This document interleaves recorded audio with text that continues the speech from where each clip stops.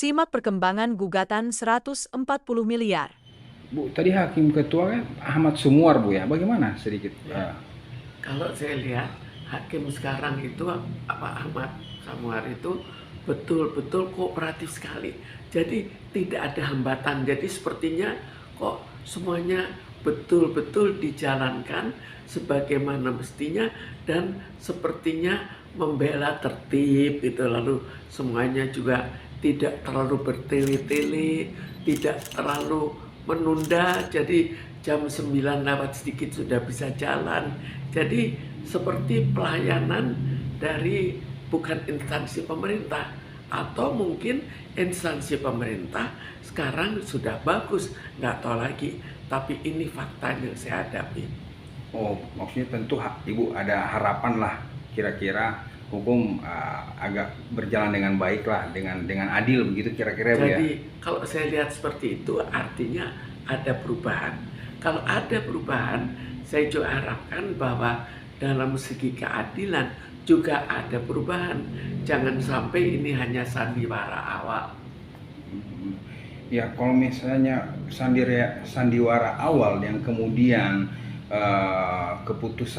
keputusan yang ternyata yang tidak, istilahnya bukan tidak menguntungkan, istilahnya keputusan yang kurang baik bagi masyarakat luas secara umum, imbasnya secara umum, keputusan yang ternyata berujung kepada hal yang tidak menguntungkan bagi masyarakat secara umum atau pekerja.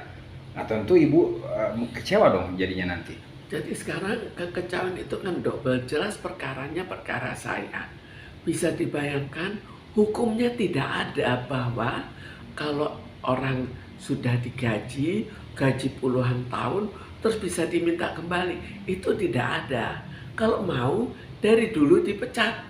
Jangan akhirnya kerja terus tiba-tiba cukup satu orang saja mengatakan, oh kurang bekerja, langsung dipercaya.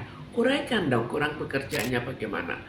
Dan bandingkan juga dengan saksi-saksi lain yang jauh lebih banyak yang justru mengatakan saya bekerja keras. Lalu kita lihat lagi dampaknya ke masyarakat.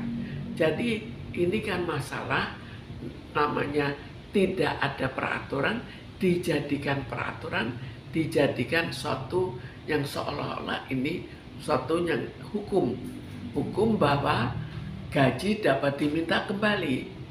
Ini sudah dari Pengadilan Negeri Jakarta Selatan ke Pengadilan Tinggi sampai pada Mahkamah Agung. Jadi karena tahapnya sudah demikian tinggi dan semuanya mengatakan gaji dapat dikembalikan, bisa dibayangkan bahwa nantinya kalau ada perusahaan lain yang mau tidak membayar gaji ke karyawannya, cukup dengan mengancam semua gaji kamu dikembalikan. Itu kan mungkin terjadi. Dan bagaimana kalau itu terjadi walaupun tidak pada semua perusahaan, tapi pada beberapa perusahaan yang kira-kira mempunyai niat untuk curang dan juga mempunyai suatu power tersendiri. Kan jadi rusak. Negara ini rusak, masalah gugatan karyawan juga bisa menjadi masalah besar.